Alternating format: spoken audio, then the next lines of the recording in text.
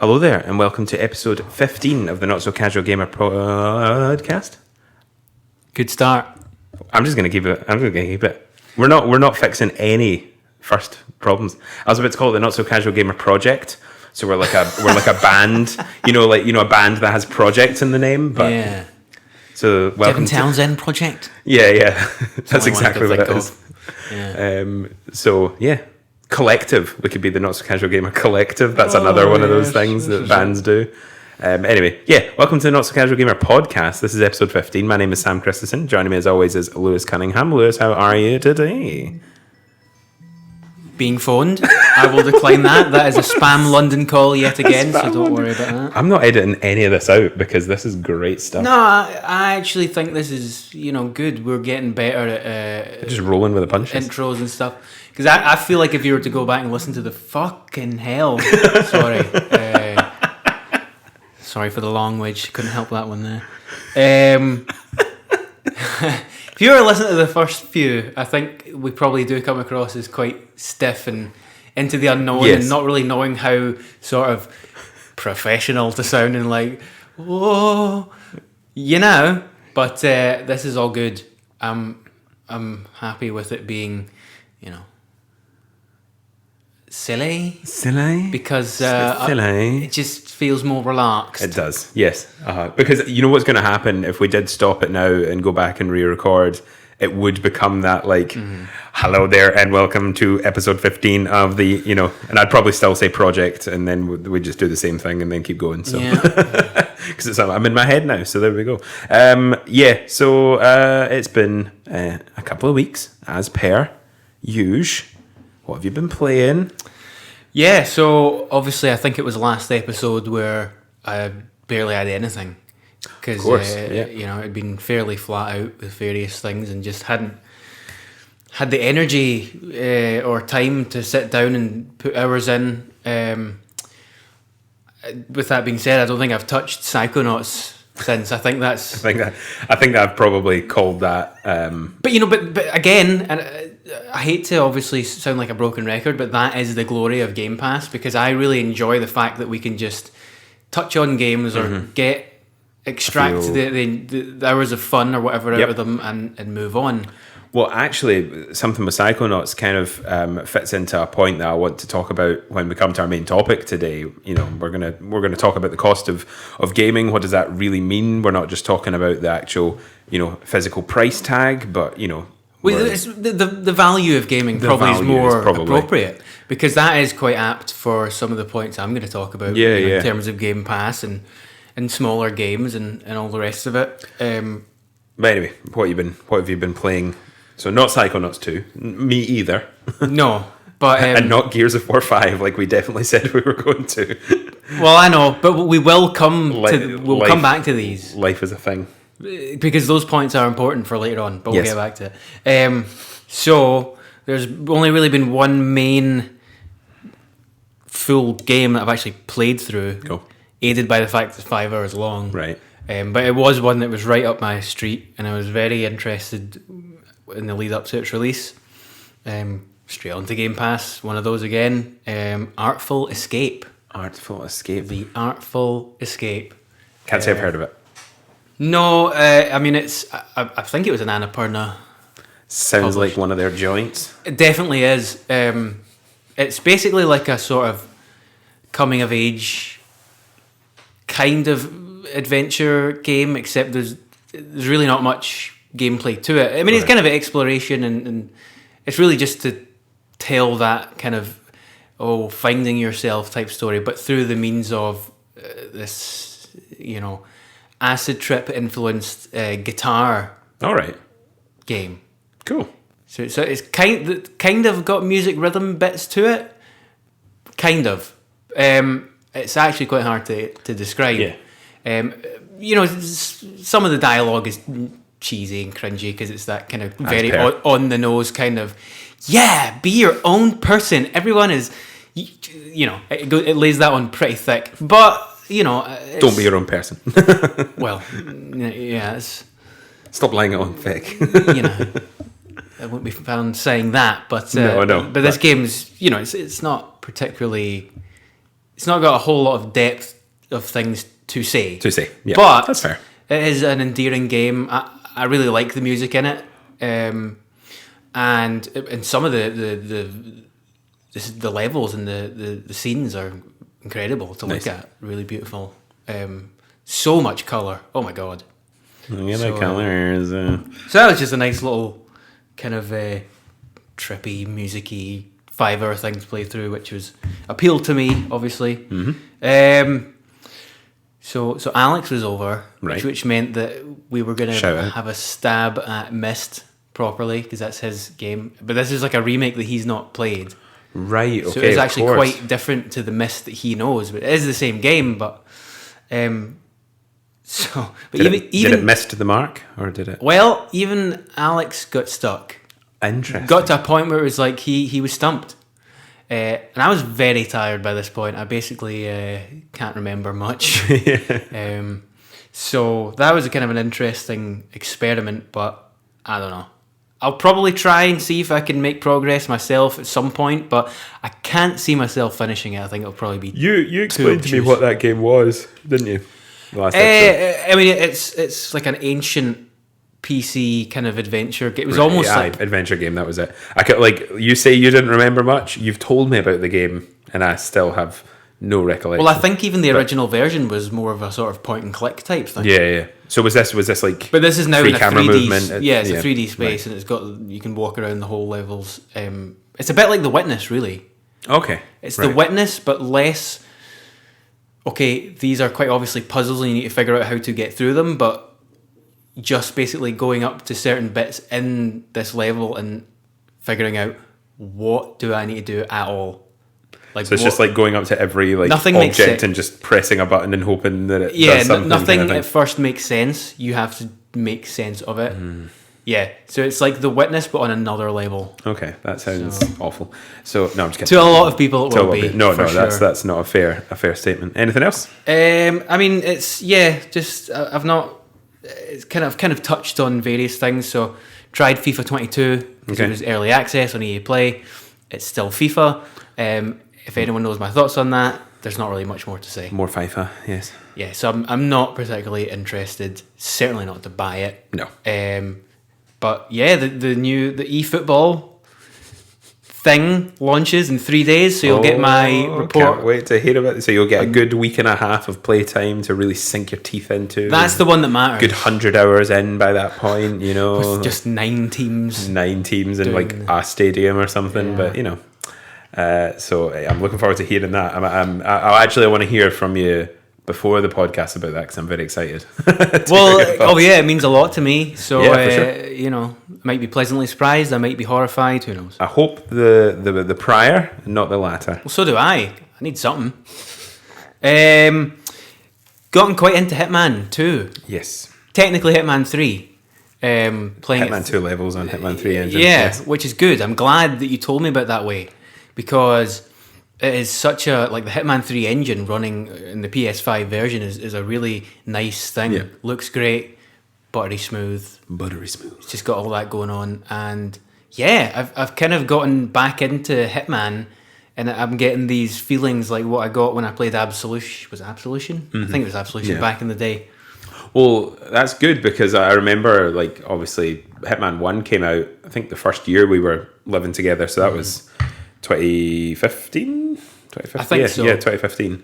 And I remember you were like so buzzed on it. Yeah. And then you found out it was episodic, and you played the first episode and you were like, I just want it all. I don't want it, you know. Well, yeah, I think I didn't quite jive with the idea at the time that it was, I mean, even, it's literally just about the levels, putting you in those episodes, and it's a totally open level, big open level, and you just have to explore and find things and take down multiple. I mean, that's awesome. Like, that is really, really cool. But, you know, it's not. I actually get it now. Yeah. With that being said, I'm terrible at it. I'm so bad at it. I put it on casual. I don't even really know what that means in Hitman. Yeah. But like, it is. Is that just like an enemy, like, our distance apart? You know, and just like looking at you going like, huh? Kind of. I mean, it's, even then, you still can't really get away with it like that. It is still kind of easy when you kind of figure out stuff. It'll probably just be more forgiving, you know. I think it holds your hand in terms of giving you tips on how to actually go through certain ways to do it. Maybe gives you like a waypoint or like a wee hint box or something more. If you are able to reveal certain story things, I don't even know how to describe it. Like it literally takes you through it, tells you what to do, and I'm like, this surely wouldn't have been on. No. Well, I played Hitman 1. I think the first main level, the fashion show, but obviously the tutorial as well, and then the fashion show, and never really, never had that because I had no idea what to do. Yeah, that must be a casual thing. And even then, when I'm finishing the levels, I'm getting like 1-star ratings. And actually, it was quite comical because on the first level, the very first one, I just decided, for a laugh, I'm just going to go guns blazing, which is the complete wrong way to do it. Yeah. And it was kind of funny. I was like, I'm clearly not taking this seriously. But then in the second one, I kind of did try and... I don't know. I'm clearly not playing it well or right, but I'm enjoying it. As long as you're enjoying it, though, that's the most important part. I can't even really describe why. Just something about the silliness of it and going through those... Just exploring is quite fun in that game somehow. The levels just are so sort of densely packed with... you know, people and things. It is actually quite immersive. Yeah. So it's an interesting sort of premise of it, you know, because they could have easily just turned that into like an open world game, like a modern Assassin's Creed kind of thing. That would be interesting. It would be interesting, but the fact that they've got like the Formula One track level, you know what I mean? Like it's this level and you get to know it inside and out. You know, I think it's quite interesting. Well, it's definitely their thing because I think obviously you then can go look at it in terms of, real gamers like to compete against each other for best score and best time. And it sort of lends itself to that for sure. Yeah, so is what it is. Again, might not finish it as I tend to not do these days with games, but there's only 6 levels and you can blaze through them if you take the piss. So yeah. Other than that, usual bits and bobs, couple of games of Pez, 15 minutes of Tony Hawk here and there, stuff like that. The only other thing I wanted to talk about before we get into this is there anything? Well, I suppose I really was meaning to ask you. You have any thoughts on the recent PS5 firmware update? Like, is there anything of note that matters? I mean, to you? Obviously the storage being activated is good. I've got no desire to use that just now, but when they come down in price, I would extend my storage, but that's not a now thing. That's for a future. So I'm glad it's there. In terms of like I've reorganized the quick menu a bit. I think so. And then like, you know, obviously like, you know, all the trophy hunters are really chuffed about the way trophies are laid out and stuff. I think it's good. You know, it's a good, you know, thing. But there's a couple of things where it's now, I see why it's doing what it's doing, but it's actually made things like jumping into a party chat slightly more cumbersome. Where it actually a party chat that you've been in before, it actually opens up a quick version of the chat log, and then you need to scroll down to the party button, and then you need to join the party from there. Whereas it used to kind of just put you, it keeps you in the quick menu, but it adds in button presses. At least to my knowledge, to my recollection, I feel like it's more cumbersome. Definitely, it probably isn't, but it's like it's not as obvious where things were. So the first time I was doing it, I was like, where? No, it's fine, but nothing of note. It did seem to add in quite a lot of stuff from launch, just very quickly. But you know, I mean, the only other thing is that they activated 3D sounds for TV speakers, and I was very curious about this to see if it would actually work, because this is meant to be one of the features of PS5. Let's not forget, one of their headline features. Does not work at all. Absolutely terrible. There was no directionality, and my TV speakers, in terms of built-in speakers, are probably about as good as you can find on a TV, without actually external speakers or whatever. And trash, complete trash. Just makes it sound worse, and that is it. So, and I'm not really a believer in 3D audio anyway. I don't think it works that well. No, it's in definitely headphones. not the thing. Not the best.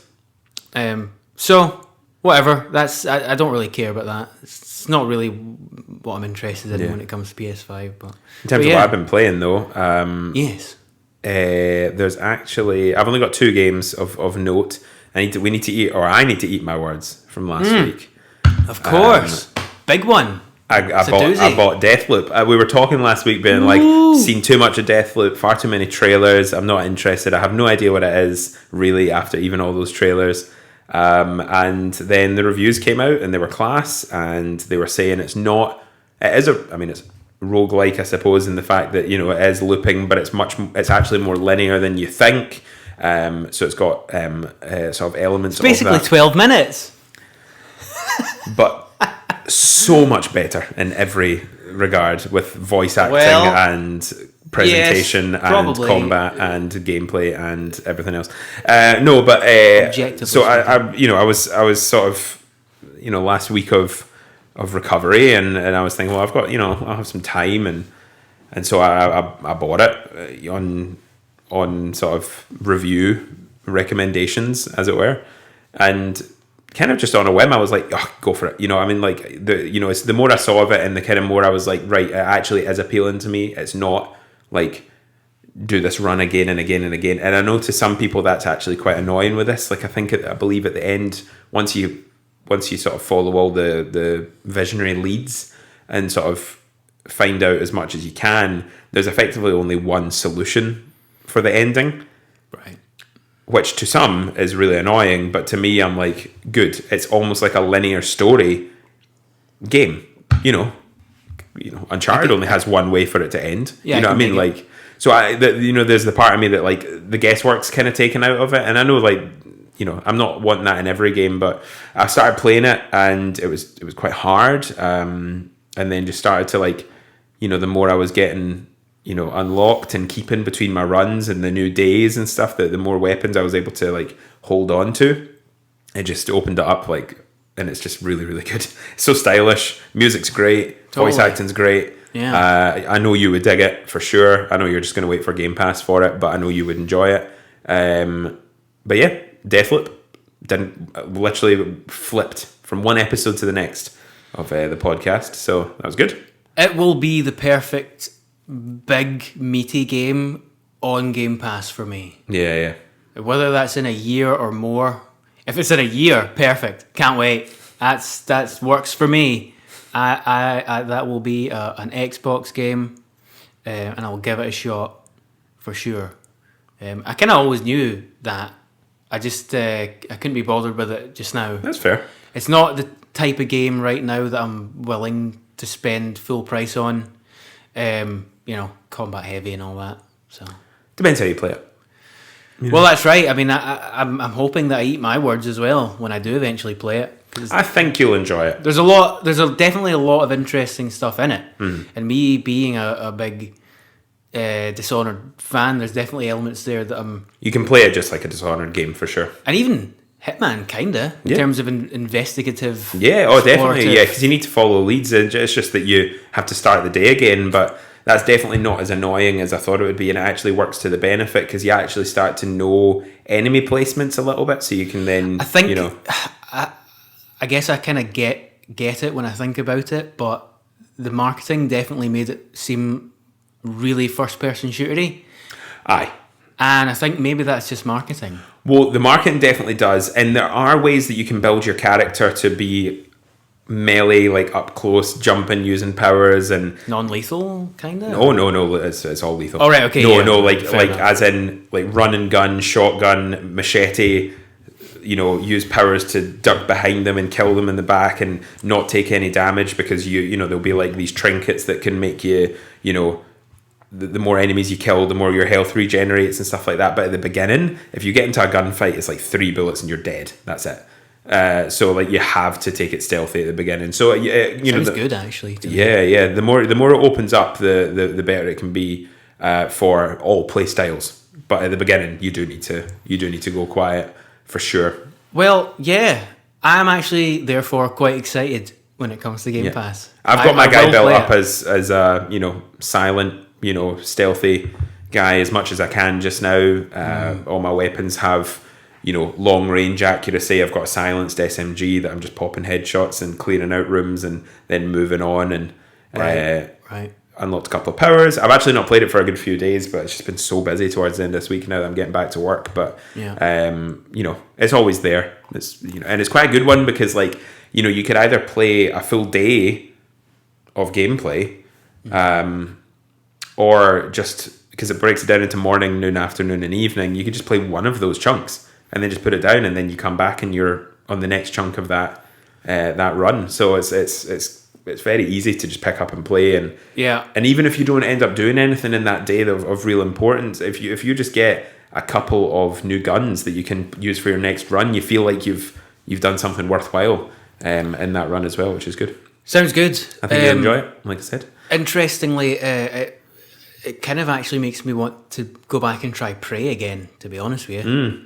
That's on Game Pass, isn't it? I think so. Bethesda. It's on Game Pass. I don't think it ran particularly well when it launched. I can't actually remember, but NoClip did a documentary about it. Yeah, and it showed off more of what it's about to me, and actually I was like, this is more sort of weird and interesting than I thought it was at the time. So I think I think we just played. I think you played the demo. I played the demo, and I didn't do much then. But no, that's what it is. Try again. Yeah, and then the only other game that I've put a tiny, tiny, tiny amount of time into, but I feel like it's worth talking about, is the Halo Infinite flight test. They're calling it, effectively just a beta, maybe even an alpha. I don't really know what they would claim it. It's Halo. Still, it's Halo. That's good. It's good. Like there's a lot of quality of life things from the sort of short time I've played Halo multiplayer that I like. Getting feedback on when you're actually getting a kill, because that just didn't happen on like Halo multiplayer. It came up on the side, but it didn't come up. In COD when you get a kill and it comes up next to your reticle that you get a kill and stuff. There's actually vibration feedback and more feedback as to when you get a kill or a kill assist. So, but the annoying thing is, it was Friday, Saturday, Sunday that it was running. It's also running next Friday, Saturday, Sunday, but it's only running at 6 p.m. till 9 p.m. and then 4 in the morning till 7 a.m. because it's American times that it's going by. Great. You can still play it out with that and play against bots, which is actually what I've done more of because I've not been in on those 3-hour windows. Yeah. But the actual physical feel of it looks great, but it doesn't, I'm sure to the Halo fans, they're noticing a lot more either positives or negatives, either way. To me, it'll be a good fun, free-to-play multiplayer arena shooter. I will play it. More excited for the campaign, really, to be honest, more than the... but gives us an idea of how the guns feel and all that, so that's quite good. Customization looks fun. Yeah. Not much more to say about it. I don't have much to say about it purely because I've only played it for probably a total of about 40 minutes, but still good fun nonetheless. Anyway, that's the games played. Let's jump into the meat and tatties of the episode today, which is the cost of gaming, the value of gaming, all that idea and that jazz. So where did you want to start? What do you think? What came to mind first for you when sort of thinking about this subject? Well, there is kind of various strands that we can go with. It's hard to know what makes sense to start with, though. I mean, well, do we talk about the price hike first? I think so. It's the most obvious. That's the one that probably would, it came to my mind first of all, certainly, but it's the one that when you talk about the cost of gaming, you're probably thinking of the cost of games, the numerical cost of games. And obviously for such a long time, it was that $60 price point, for AAA games, sort of £55 here, £49, whatever. Yeah, I mean, during the PS4 time, you could pretty easily get your kind of games, your main bigger games for 48, 50. Yeah, 45 to 50. Have you got a good wee promo or voucher or something? But now, and we're really just talking about PS5 games, fully fledged PS5 games. are £70. £70. If you look hard enough, or with the vouchers or whatever, you could probably get it in the low 60s. I got before we go deeper into it, if no one out there has used shop2.net, not sponsored, would like to be. Shout out shop2.net. No, they sell PlayStation Wallet top-ups for less money, so you can combine the two. Website looks a little bit dodgy the first time you use it, but I can attest to the fact that it is definitely not dodgy. I won't buy a game on PlayStation now without going there first. And you're always getting it for cheaper, for sure. Even by a couple of quid, but it adds up for sure. I got Call of Duty Vanguard for £62, which was £70. Okay, so you've pre-ordered it? Yeah, I pre-ordered it. I told you that last time because I got into the beta. Right. So it's a pre-order only beta. Okay. Fair enough. But I pre-ordered it, yeah. If it's something that obviously Because I'm a you're little poo-poo. Well, if it's something you're into, then fair enough. Yeah. But I think I don't usually pre-order games. I was just like... No, I can't remember the last time I did it. No, the last time I probably did was for preloading something, and probably... Last of Us 2, Last of Us, yeah, that was it, for unlocking it at midnight. And that's probably the one that I've done in the last 5 years or something. But probably goes without saying for most listeners, from my perspective, I will never pay £70 for a game or anything close to it.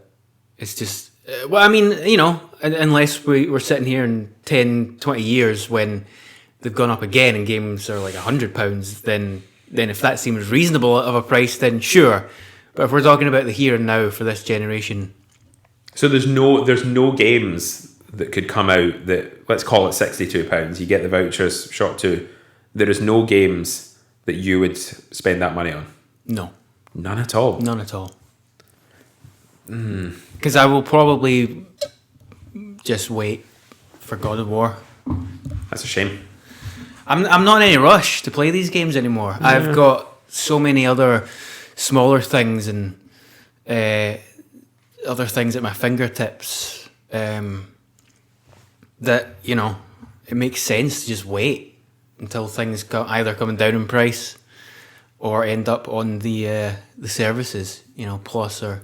But that's just me, If it's still important to you to play the main games right away to be part of the zeitgeist, then I don't even think necessarily for me personally it's to be. I'm not sitting in comment sections and on Reddit threads. You know what I mean? I'm not. I like to maybe watch. So what is it about that makes you want to buy a game like Deathloop right away? Well, that was timing. That was pure timing. That was just. Well, and Deathloop wasn't 70. Well, no, which is because fair. It's not. Yeah, that's a PlayStation first party. But thing. The so that I got that for like 53 or something like that. So Well, I think the plus was it a plus pre-order price was. I didn't get it on pre-order, but right. Yeah, it was after it released that I bought it. But I got it for like 53 or something. But yeah, I don't know. Like it's one of these things where it's not.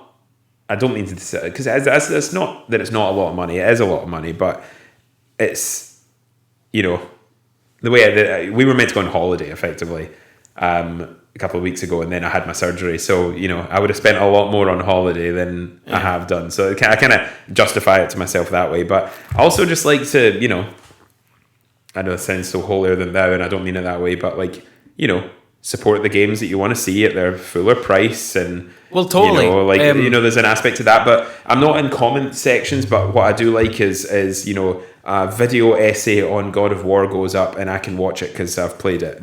Spoiler alert at the top, and I can these videos that are promoted. I know that's silly because it's supplementary, but I'm kind of in the world. And also I'm on social media a little bit more than you are, and I follow a lot of these similar things. I don't want to see a comment that's getting it spoiled or anything, So for I don't care about Deathloop getting spoiled. Oh, I wonder if I'm going to kill all the visionaries at the end of it. Yes. But a game like God of War, I don't want to miss in it. It's the same reason I would go to a midnight launch of like Avengers. I don't want to be scrolling Twitter the next day and I see something and I'm like, rubbish, So which is fair enough. I'm quite a day one kind of guy with a lot of that stuff anyway. in movies and music with albums and and games. It's just the way I am. I think, to be honest, I wasn't totally being honest there.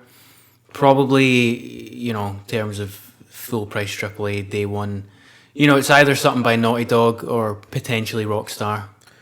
They're the only ones. Rockstar is such a conversation. Like started, you know what I mean? Like that takes over the gaming landscape. I mean, and definitely for me, like Insomniac games. But to be honest, there still are, like for example, Insomniac games. I've still not bought Ratchet and Clank, and we'll talk about that because, in fact, let's talk about it just now because that's £70. 8-hour game. 8-hour game. To me, that is not a £70 game. Totally. To me, so I'm able to discern it. But like for example, Deathloop for completionists, but even for like a full run of it, where you're not going off the beaten path for the average gamer, I think it's like 15 hours. But that's almost double what Ratchet and Clank is. Yeah. So it's this kind of thing where I really want to play Ratchet and Clank. I'm looking forward to it, but I will wait for that game. But I also don't have the sort of emotional tie to Ratchet and Clank. I've played a good few of them, but they were never like my favorite. What was interesting as well, because the first reboot game, so essentially the prequel to this game, yes, they're really, when you think about what they are as games, there's not that much of a difference. No. So back, was it 2015 when the Ratchet and Clank reboot came out on PS4? I think maybe 2016, maybe, but it wasn't even a full price game. $40, so it's like $34.99. So you could sit here and be like, oh well, it's dripping with premium level quality. The production value is out of this world. Yes.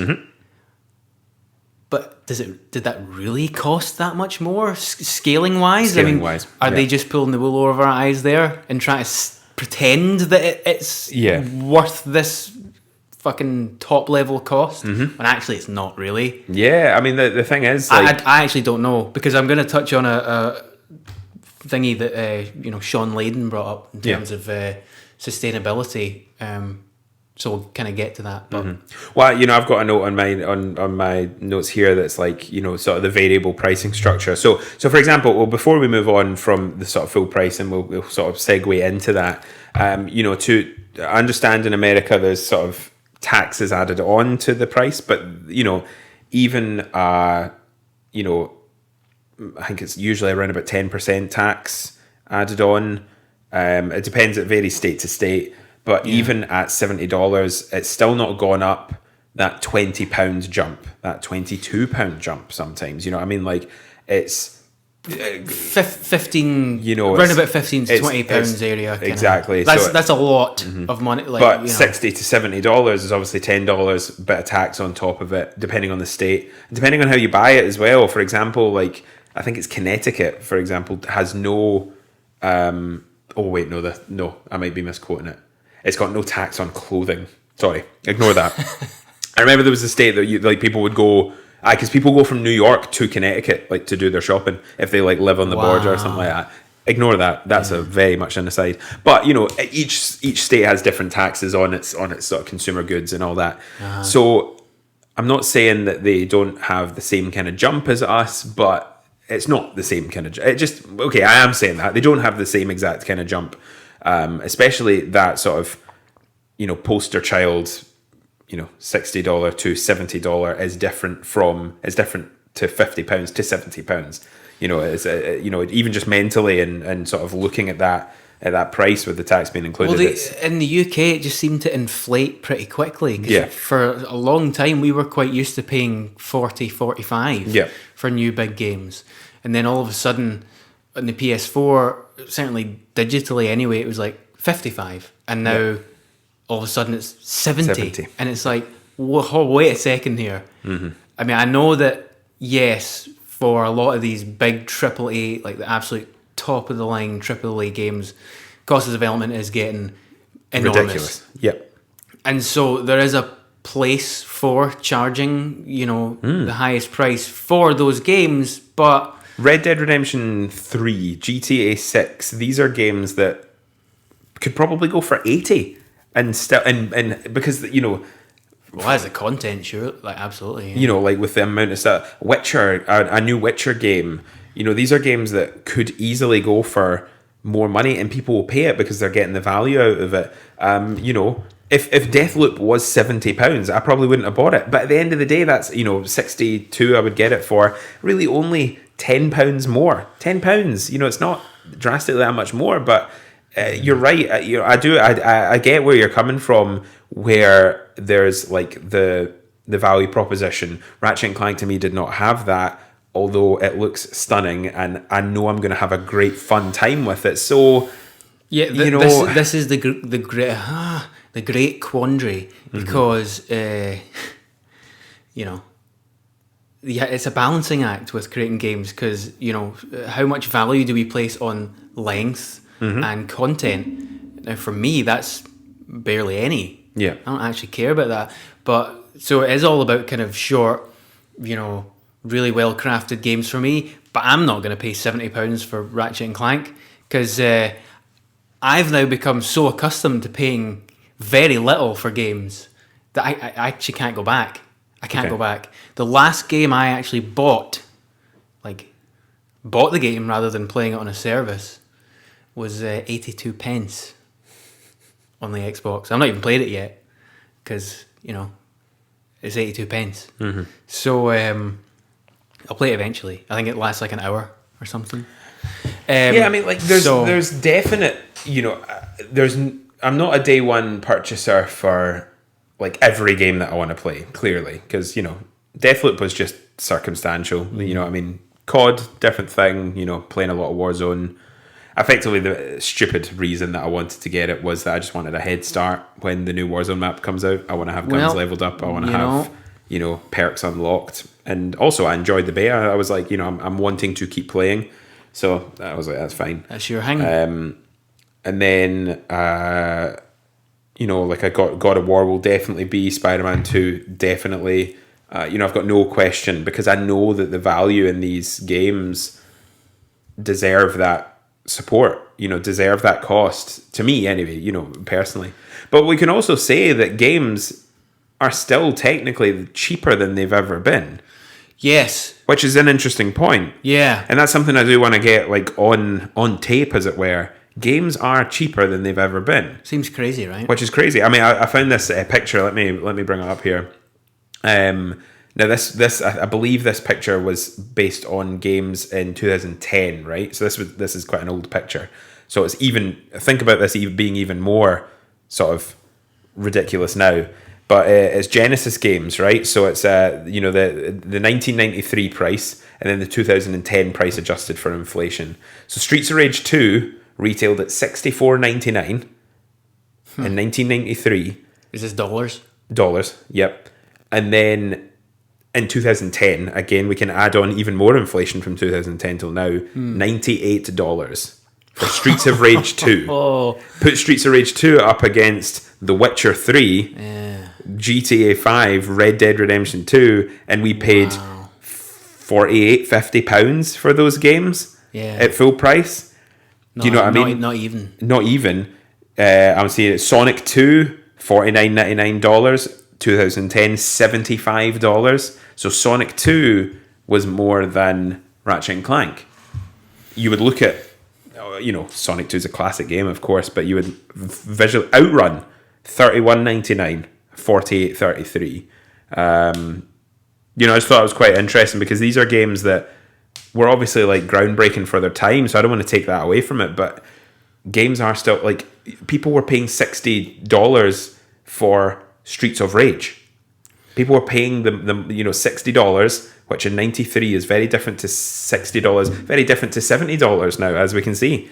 It's and we're getting games that are just infinitely more content rich. It is, it's a complicated, like the landscape keeps changing with games. I think it's a very fluid situation, because there's a lot more ways to tackle how you consume games now. And the analogy that I've got for that is that back then there was less games. Yeah. And less sort of highlighted games, and I think it was a bit like music and vinyl with people back in the day, where they had to be very selective. Yeah. and they cherished the few that they got. Unless you had a lot of money, obviously, Of then course. you probably were building up big collections. But to the average consumer, it probably was quite similar in that vein. So it was kind of, the value and kind of sentimentality was way higher than it is now, because that's one of my other points, is that actually I think the game market is oversaturated now. Oh, 100%. It's, you hear it all the time. It's a race to the bottom for a lot of it. There's and just in terms of, I said I bought this kind of little nothing ID Xbox game for 82 pence. I had to dig really hard for that and verify that it was actually any good for, only somebody relative to the fact that I'm the only type of person that would even buy anyway, and get that value. But it is too hard to, because I'm sure there are gems in amongst all those smaller indie games, but you'll never find them. No. And that's kind of alarming to me, because that's kind of the kind of ones that I'm looking at more so in terms of making purchases of outright for games. But it's quite hard to do so. And it's just all over the place these days in terms of, you could pay £10 for a game, you could pay £25. It's quite hard to gauge. $32.99. Right. £45. And it's hard to gauge what you're actually even getting. Yeah, aye. There's a lot more research that you need to do. There's a lot more.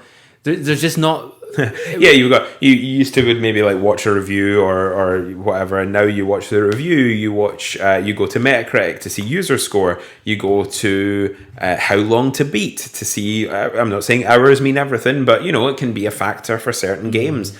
There's all these sort of pathways that you need to kind of traverse now. That it's the sort of tier system of games. It would have obviously at one point been sort of AAA, AA, A. It's a bit more clear cut. Yeah. But now we've got AAA, the return of AA. Yes, is coming back, and then indie. But what does indie mean? Well, because you've got high production indie now. Exactly. You've got games like, the lines are blurred. It is absolutely, and games like, I'm not saying they cost much to make in comparison, but games like Stardew Valley is an indie game. It's made by one guy. Yeah. That what does that retail for? I'm gonna actually look that up. Stardew. Because things just started to come out where you thought, well, I'm comparing this to on the level of like a Journey, which I believe was £10 or £15. So. Stardew Valley on Steam is about £15, but if you buy it physically on Nintendo Switch, it's £35. Yeah, but that's Nintendo. I know, but that's the thing. It's the same game, yeah, but it's on Switch, so it's more money. Talk about Nintendo. You say, if you were a Nintendo fan, you would not be able to get away with saying, "I'll wait for it to go on sale." Mm-hmm. You never would. Maybe max you would get 30% off once a year on a sale, where you would get Mario Odyssey, you would get Breath of the Wild. But if you want to play those games, you're buying them full price 9 times out of 10. Gotta pay the money. You do, but they understand the value of their games, and the players of Nintendo understand the value of their games as well. Like they've got it right. Well, it's quite clear cut with them because Nintendo players are gonna play those games, and if they know that that's where their money's going, then it's kind of a no-brainer. They're going to buy those games. Well, I've got to a point where, because I'm playing less indie games, I'm not playing no indie games at all, but, or indie games, what does that term even mean? Like, that's what we're trying to say. I'm not sure what the best term we can use is. I tend to just say smaller. Smaller. I'm not playing as many smaller games just now, but, I would go to Switch to maybe get them more often than not to be able to play them a little bit on the go, but at the end of the day, my Switch is an exclusive machine at this point in time. Yeah. Because a lot of these smaller games are also just jumping on Game Pass. So I'm like, well, I'll just play them there. Do you know what I mean? Like, no, but you know that for sure. So, I'm not saying Hades is by any means small, because it was, not in gamer circles it wasn't small, but I suppose it is to the the FIFA GTA player has no Scooby what Hades is. Well, I know, But which is what's so interesting these days. There's such a divide. Yeah, for sure. Whereas when we're talking back in the days of Streets of Rage 2, that was games. That was what most folk knew as because games. Everyone has such a shared experience with classic games. Yeah. You know, if you had an N64, you had Mario 64. If you had a PlayStation 1, you had Tony Hawk. Yeah, you know, I mean, I didn't, but Final Fantasy. You know, I mean, like these, the games that that are considered classic are because there's not that same oversaturation. You know, there's, everyone has their niche now. I'm not saying that you couldn't have had your niche back in the day, but it's a lot easier to have it. It's a lot easier to have it now. I mean, like we watch these press conferences, and Kerry's like, "Who's playing that?" And I'm like, "It's for someone. Mm-hmm. It is. There's someone out there that is dancing around the living room like Lewis and I did to Skate 4 when they see Onimusha or I don't know, Trails of Mana or what? Danganronpa. Yeah, like I know I just like quoted like the most Japanese stuff, and that was like very consciously done, but that's racist. No. Just their media. No, I'm just kidding. I totally agreed with Colin Moriarty. In years gone by, when he would sort of talk about, he felt there should be stricter curation for the platform holders, and I totally agree with him but I also realise there's no way you can't go back now. We're too far gone. So we have to accept that it is like music, where you have to just make your mind up and vote with your wallet in terms of what you think is of value, mm-hmm. and what how much you're willing to invest in games. And if it's your thing to pay the big bucks for the big games and right away, and you enjoy doing that, then more power to you. But I do kind of want to touch on the Sean Layden. Yeah, so what was he saying? I know what he was saying, but because he's sort of talking these days about how with a lot of the big budget titles, and I don't know if it is exclusively just them. Maybe more of the mid-level size ones are becoming quite big in cost relatively as well. Yeah. But basically saying it's unsustainable, especially as we move more towards a model of a Netflix style subscription. It's just you can't possibly ever hope to cover the cost unless you have 1 billion subscribers across these platforms. Well, you think about where do artists, like where do musicians get their money from now? It's merchandise and touring. It's hardly because it's Spotify and Apple Music. It's not from people listening to their music. It's going and buying their supplemental products. It's going and seeing them live.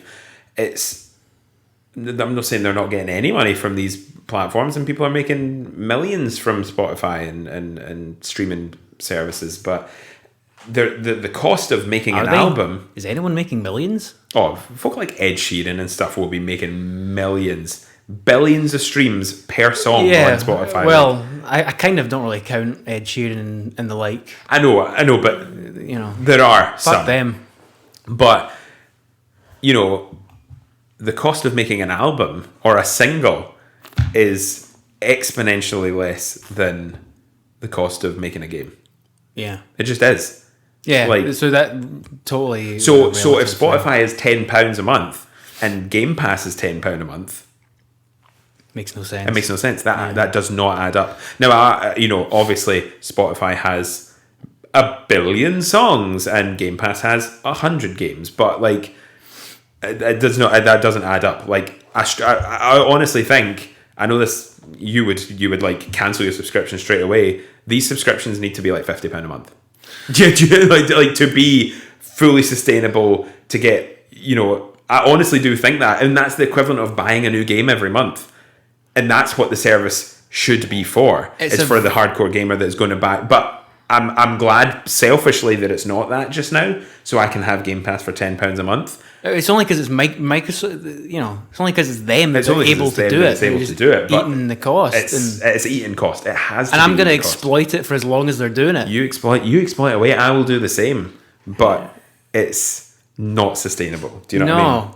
It is an odd. It's really hard actually to discuss this value proposition. I didn't realize quite how hard it was until we got here, because I do kind of feel like that the sort of Napster kid back in the day, almost like stealing game value, because I'm not saying you are, but I get what you mean. Yeah. Because I'm virtually not paying for games really anymore. It's quite a low cost over the year for me now. Well, if you were to add up the cost of those games, if you played them when you played them at the cost they would have been on the PlayStation Store, yeah, probably making the value back. But you've saved the money. You know, if you bought all those games, it would have been more than an Xbox. Do you know what I mean? Like, yeah. I even sort of, I kind of, even in terms of plus, I consider myself as playing Hitman 3 right now. I don't even consider it 2 because it really is. It's 3. Yeah. I've got stuff to play within the 3 engine, which right now, if you go and try and buy Hitman 3, it's still like £40. Yeah, thereabouts. And I almost just feel like I've stolen that game. Like I'm never going to buy that game. I don't care about the Hitman 3 levels. Like I've got my fill. Unfortunately, gaming is an extremely premium hobby. Yep. It really is. Possibly the most premium hobby there is in terms of ongoing cost. Yes. And if you really want to have your setup be like top of the line, you could drop thousands on PCs your TV and your PC and your sound system and everything. PC players like, but Steam sales, and I'm like, but you spent $4,000 on your PC, so totally. I still spent less money on my PlayStation than you. So it's a very difficult balancing act, and who knows where it's going to go, because basically Sean Layden thinks we shouldn't be making essentially these high budget games because it is unsustainable. The developers are getting shut down left, right and centre because they can't make the money back. Should games have ever, should their ambition have actually outstripped the sort of, what would the word be? I don't know, demand isn't the right word. But the demand's there for the high budget games, but people aren't willing to pay the price. I mean, you said it yourself, you're not. And that's fine. Like, I'm not saying, like, I wouldn't say that as, like, this is your fault. Of course it's not.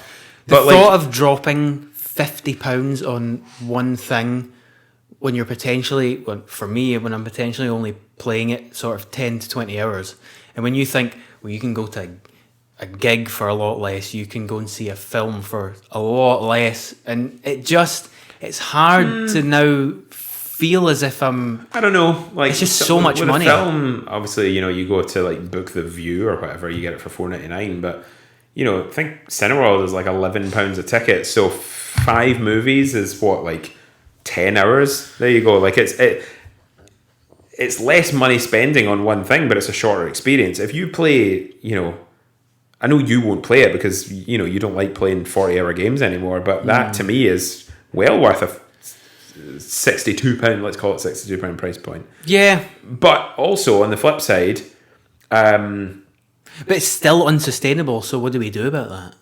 I know. Well, that's the thing. Gaming, like, it comes back to gaming being the cheapest it's ever been, thus making it unsustainable, which is the case. I mean, it's fine for me if I kind of wouldn't care that much if there was a. This sounds really heinous, but I was going to say like a crash where the AAA just thing has to stop. Yeah, that would. I would. I'm the opposite. Like, that's not what. Well, because then if indie games continue to be able to be made on the cheap, and they can make their money back, charging £15 or whatever, then I don't know. Is that because that seems like that's the only way? Yeah, but I don't know. For me personally, that there's a lot. I'm drawn more now to the production value per square inch. Production per square inch. You know what I mean? And I'm not saying indie games can't achieve that. Of course, it can, like a high value. But I just I'm so appreciative of the way that people can tell stories through video games. So, and a lot of that comes with that higher budget, that higher fidelity, that more in-depth world, so that me personally, I'm more drawn to that. I used to, I was drawn a lot to smaller titles, indie games, and I'm not saying I'm not anymore, but I'm definitely the opposite way from you. I think, we've said it before that we were kind of very, very similar for a period of time, and then you went more the indie route, and I've gone more the sort of AAA route. Stayed more in the AAA route because we were kind of playing a bit of both. Yeah. But But it gives interesting viewpoints and perspectives on this show. Do you know what I mean? Like that's the thing. You know, it is interesting.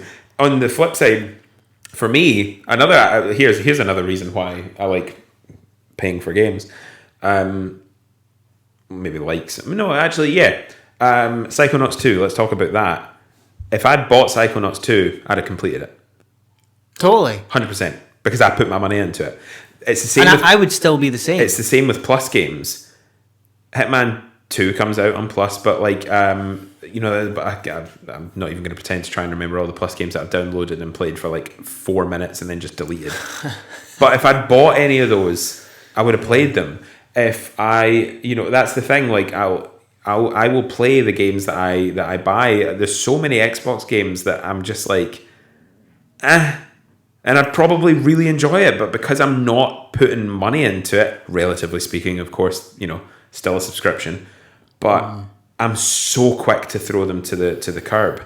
Yeah. And the period of time at the beginning of having the Xbox, that kind of made sense because we were trying to get through, you know, a plethora of what was already there. But now that it's kind of balanced out, I'm not playing my Xbox. I'm playing Descenders. I'm thoroughly enjoying that.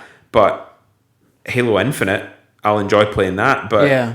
Hades, I bet you Hades. I know Hades is great. Bet you I'll start playing it on the Xbox. I'll stop playing it. If I got that, I'd probably say I'm like absolutely loving it because I really enjoyed Bastion. I bought Bastion, played Bastion. So, yeah. You know, there's this thing where like I bought it. It's my money, and I know you don't own it because it's digital, but I own it. Do you know what I mean? Like I don't own any of those Xbox games on my Xbox because I could just delete. I could just stop paying for Xbox Game Pass, and I can't play any of them. Yeah. So it's this thing. Like I'm much more proud of my PlayStation library that I've got of games that I've. You know, you can hide games in your library now with the most recent update. We're talking about the update. Yeah. I'm going in and like hiding some of the PlayStation Plus guff that I'll never play. Do you know what I mean? Because I want my library to look, to me, curated. Much like an album, you know, a vinyl collector will want their, you know, to curate the records that they're thing. So buying a game to me means I'm going to play it. I definitely used to be like that. Mm-hmm. I was very precious about my music collection and game collection. You know, even this is slightly a tangent, but going back to the days of iTunes when you used to have actual files. And, yeah. I mean, I had a lot of CDs and stuff, right? I had a massive CD collection, and you'd rip it into iTunes and get the artwork. I had to make sure that all of the info was right and capitalized properly. And yep, absolutely. No, artwork had to be, not even just the artwork, it had to be a good quality artwork. Yep. Oh, it had to be right, okay? 100%, I'm the same. And I'm not really sure why that switch went off in my head. I just stopped caring. I've got a very similar thing. I think Spotify as well. Like when Spotify for sure. Because I remember going into Discover Weekly. Actually, when I noticed this when I moved I've been much more careful about it on Apple Music. But I remember when I got Spotify and it had that Discover Weekly playlist, I would listen to it. I would go through. I would then like listen to. Oh, I like that song. I would then add that band's discography to my saved, not downloaded, not into a playlist or anything, but just into my saved artists on Spotify. Yeah. And then I remember moving to Apple Music, and I was scrolling through Spotify just to make sure I was like kind of almost copying what I wanted over to it. Yes. It was like an evening of just like going, oh yeah, well, I want that, to hand in my artist list and on Apple Music. And I was like, who's that? I've got no idea who that is. Oh yeah, that was that one track, and I saved like 18 others, never listened to them, and obviously that doesn't cost anything, there's no time wasted, there's no, that's a very different thing. It's streaming a 3-minute song versus, playing a 30-hour game, but, there is that sort of almost collector's thing, which is why I'm surprised I'm not into trophies more than I am, as much as I've had a couple of, enjoyable platinums. I just like to curate this list of, these are my games. These are my songs. These are the songs I listen to. I'm not saying I will never listen to other songs, but I will add to my curated list, and I'll even go through and clear some of the stuff that I probably shouldn't have added in the first place. Totally. I think it's very interesting, isn't it? I think more than ever these days, because of the influence that the sort of Netflix style service has had. Yeah. Everyone has a slightly different way of weighing up value for their media now, because there's still a lot of physical media collectors that so into it. Physical media, I was just thinking that. I totally understand. I love getting digital games purely for laziness, if not having to go and change discs. But I totally understand why people still collect physical games, and I don't want physical games to go away for these kind of people, because it's impressive. That you see these gaming rooms with like full collections of PlayStation 3 games and full collections of PS2 games or whatever, and it's awesome. Like, if I was invited over to that house, I'd be like, whoa, and I'd be like looking through it all, and I'd be buzzed.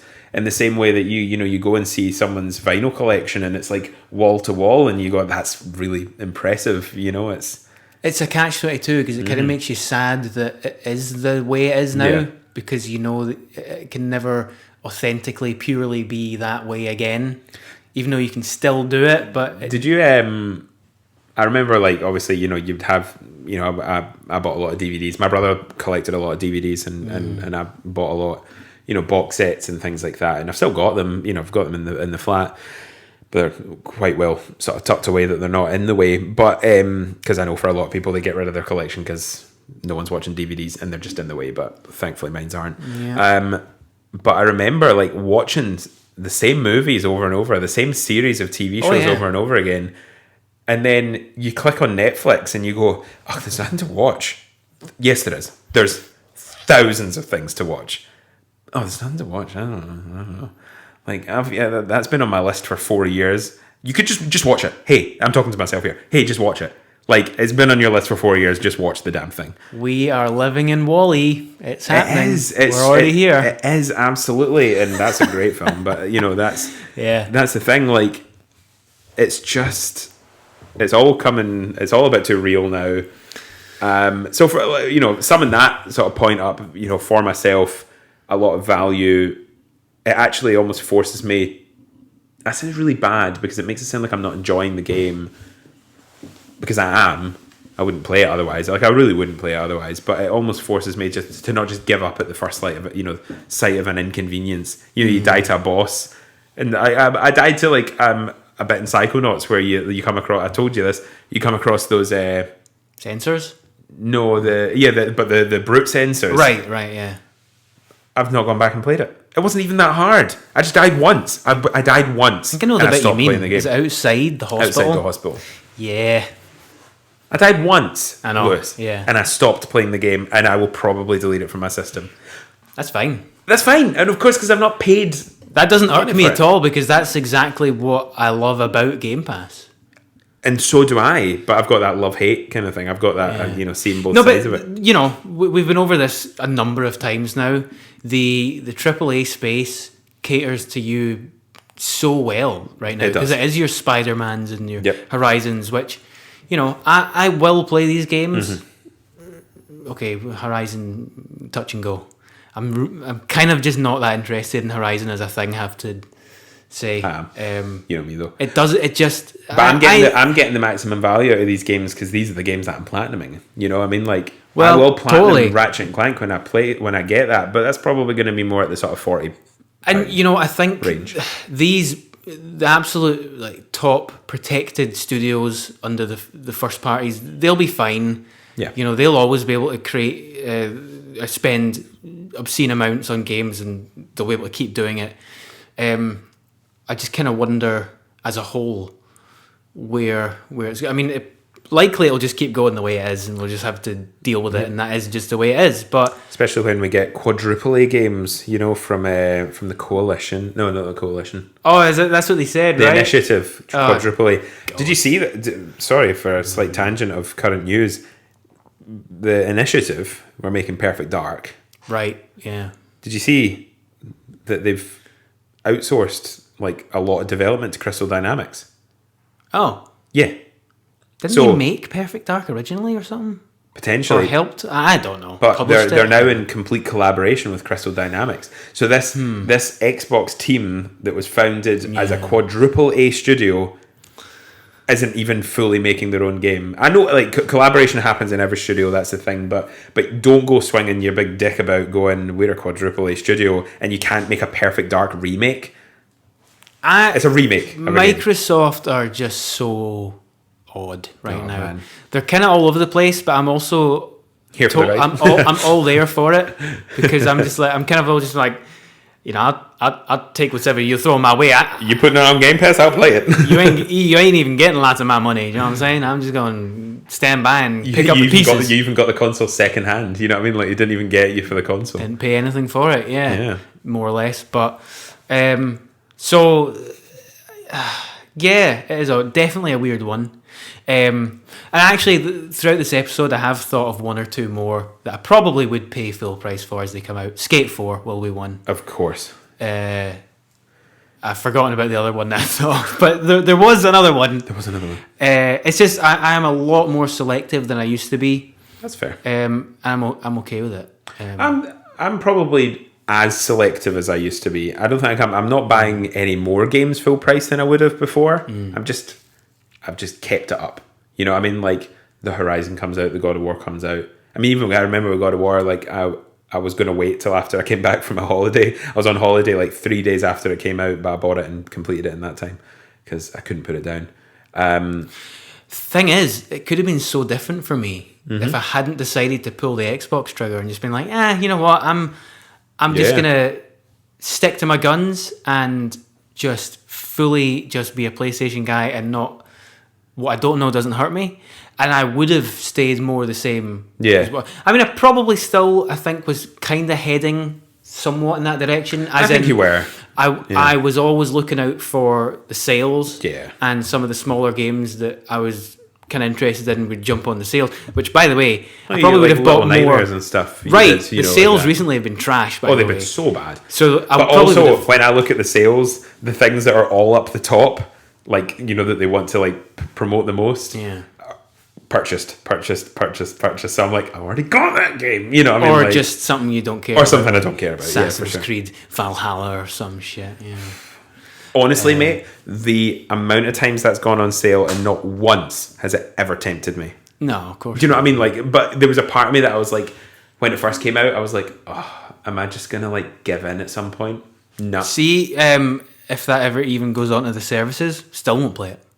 Do you know why? Because I know that all that game is about is the game is about bloat. The game is a grind. That is the game. Yeah. So why would I even bother turning a game on, even if it's free, if I know that all it is bloat? It doesn't interest me. I won't even turn it on. Not once. Fuck Assassin's Creed. I would probably be far too tempted if it was free, but that's just me. I just want to look at it visually and go, I have I mean, totally. And, you know, that would be the only thing for me, but it's not even enough to get me to switch the game on even once. You could argue you did it for Microsoft Flight Simulator, downloaded 100 gigabytes, and that is the definition of bloat, because it's the world. No, I'm just kidding. I'm just being facetious. That is a very different kettle of fish. Yeah, no, I'm being facetious, that's all. But I literally haven't touched that since. No. I downloaded it, played it for 15 minutes, and then deleted it. I had a laugh. 100 gigabytes. I had a laugh for... I mean, I still have it on my system. I downloaded 100 gigabytes. Yeah. To play for 15 minutes. That's the thing. If I'd bought Microsoft, and obviously that scenario doesn't work, but if I'd bought it, oh dear, I downloaded 100 gigabytes. I would definitely have played for more than 15 minutes. Imagine that disposable income being like, like. To anyone that's not interested in flight simulation, it's really not a great time. It really isn't. It's so boring. Oh my goodness me. I'd much rather just like take off from like in a plane in GTA. Oh, absolutely. Like, felt the same. I mean, I was playing on like rookie control scheme. I know you can make it like controlling every paddle and toggle and button and everything. I know you can do that, but I can't think of a worse use of time learning that in a game. If you actually care about learning that much, shouldn't you be going to flight school? I mean, what's the point in this? You're wasting your life learning how to properly fly a plane for it to no end. Just so you can be good at it in the game that no one else in the world cares about, that you're doing this well in the game. Come on now. And not getting paid for it either, because pilots would get paid. All those hours? Come on. What are you doing? I mean, I obviously have very outspoken principles, but I just don't get it at all. For me, and I always knew this going in for Flight Simulator. Yeah. For me, it was going to be a short laugh. Literally to laugh at this game. To go and see how our flat is rendered and be like, yeah, cool. Yeah, that's all I did. Sure. I just went to my flat. You know? And it was polygonal and blocky and looked terrible, and I was like, okay. So I am extremely sorry if I've deeply, deeply offended Microsoft Simulator fans, but, you know... You're wasting your life. You've just, look outside the cockpit window. See what's out there. Or go to flight school and become a pilot. Put it to use. Yeah. If it's your gateway to becoming a future pilot that gets me to my holidays, then grand. Now, I know that some might throw it back at me and be like, PES is a football simulator. It's an arcade game. But it kind of is apples and oranges, because Flight Simulator is outrageously... What? It's literally like the word simulator in the name. If it was Pro Evolution Soccer, PES and 2 S's, with the simulator at the end of it, and you were like, you had to manage a stamina bar, and it was like first person, and you had to control the feet with the sticks that dribbled the ball and stuff. No, you just get the ball and then you move left or right. Do you know what I mean? It's... Yeah, I definitely have my limits in terms of how much realistic immersive detail should be in games. What about a skate simulator though? If it really got even more nth degree than Skater XL, because we've tried it and it's really hard to do it in real life. Well, yeah, and I suppose that's probably why I never went for Skater XL in the end. But even then, I would argue it's still not, because I think to the nth degree of Skater, simulator. I mean, I was all about immersion and stuff back in the day. That was kind of my thing. The PS3, 4 era, I was like, oh, give me the realism. Yeah. But there kind of is a sweet spot for me in terms of rein it back in. It still has to be a good time. It still has to be engaging as a game. Microsoft Flight Simulator is not a game. Yeah. It's not. How strange. God, Microsoft, they're in such a strange place. What is even happening? I'm still I said it last time with that PlayStation showcase, but I'm just yep. I'm still happy to be a Sony pony, even though I'm technically not, but probably am more so than you. But I'm still just happy to be that, because the games speak to me that much more, and I'm only playing Descenders on my Xbox. You played a lot more than me now. I have, yeah. Yeah. Well, who would have thunk? Well, I think you're clearly better at it than me, but it's just my kind of thing, though. That's the thing, Yeah. Well, like what we said, for me, it's just about the thrill of riding down a hill and trying not to crash. Yeah. I don't really care what's happening otherwise. Yeah. No, I think with something obviously Xbox is still getting turned on to go back to Descenders. Of course, I could have just bought Descenders on PlayStation and not had a monthly recurring cost. But, Halo Infinite will come out. I'll play that. The story, I'm looking forward. I will play the story start to finish on that, regardless of the fact that I've not paid for it, because I've got a vested interest in the story now, But, talk about Gears of War. There's a part of me that wants to play it, right? Because it will be a laugh, we'll have a good time. But then there's the other part of me that went, it's going to be the exact same game. Yeah. The story in 4 was utterly atrocious. Garbage. You know what I mean? So it's but I want to laugh at it. But that's not why a game should be made. Gears of War should not be made for me to laugh at it. Surely. The coalition are sitting there going as long as people laugh, as long as people remember the laughs, that's, I mean, I don't know. I think by this point they probably have a good sense that it is just dumb fun. Yeah. So however you want to interpret it is probably okay, but yeah. I know what you mean. But we'll do it eventually. We will. Yeah. So, I I don't know. I think we kind of... I think it's one of these. There's no answer to the question. I'm happy to. It was more of a discussion. Yeah, more of a discussion. Just to get some talking points. We've gone for a good time, so I think we could probably call it there. And in conclusion, I'm still happy to pay for games. I still like Game Pass. I don't see how it's sustainable. I'm not. I like to play games. I feel like I commit to games more when I've sort of put money on the line, which makes sense on paper, and I'm happy to pay for the new games. Totally, and that's fine. And there's nothing wrong with the antithesis of that at all. And for me, my closing statement is... Closing arguments, please. I wouldn't say we're polar opposites necessarily, but for me, I'm going to continue to just love Game Pass for what it is, and all of it, warts and all, because I really appreciate warts more these days than I used to, for whatever reason. But I will still occasionally pay full price or a higher price when the circumstances align. Yeah. I think I probably just could argue that I'm more... The circumstances will align more for me than you. Yeah, I think that's that purchase. For sure. Because at the end of the day, if a game comes out and I'm interested in it, but I'm not wanting to buy it day one, and it comes out on Game Pass, obviously I'm just going to play it on Game Pass. And then if I end up really liking it, I will play the full thing. I could have easily... I stopped playing Halo Combat Evolved. I could have easily just never touched Halo again. But I jumped onto 2, and then played 2, 3, ODST, 4, and 5. And now I play Infinite. So, I will say as well, by the way, just slight caveat, if and when the circumstances do make sense for this, whether it's a multi-platform game or whatever, depending on what it is, I am still going to play it on PlayStation if I want that. Because it's still the more powerful console and has the dual sense and all the rest of it. There's still things about playing on the PlayStation that, depending on what...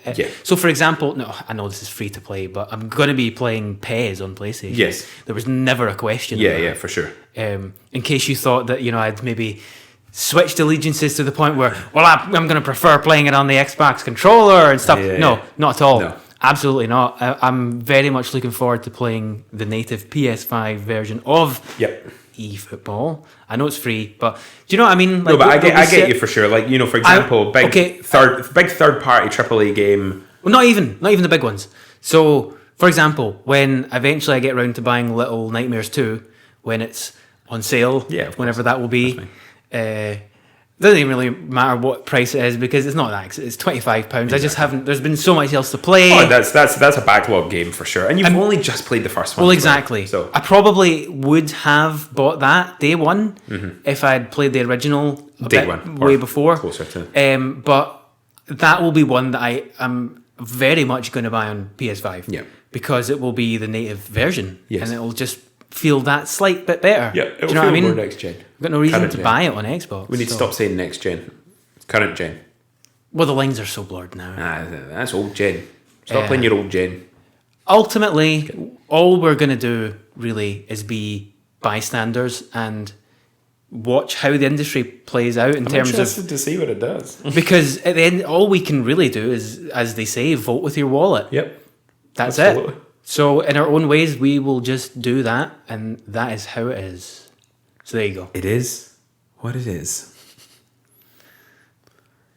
Is. Anyway, thanks very much for listening. Hope you enjoyed this discussion. If you've got any thoughts, and you know us, if you just get in touch. If you've got any trains of thought that maybe are alternative ways of looking at things that we haven't maybe thought of, then let us know. We're always down to have our eyes opened, or for us to disagree vehemently with you and slam you in a response. I'm just kidding. Oh yes, you're getting slammed in a response. Okay, I'm starting to get hungry, so I'm gonna go make my din-dins. So you do that. I will do. Thank you very much. Riveting conversation as per usual. Thank you. Hope you enjoyed. Goodbye. Goodbye.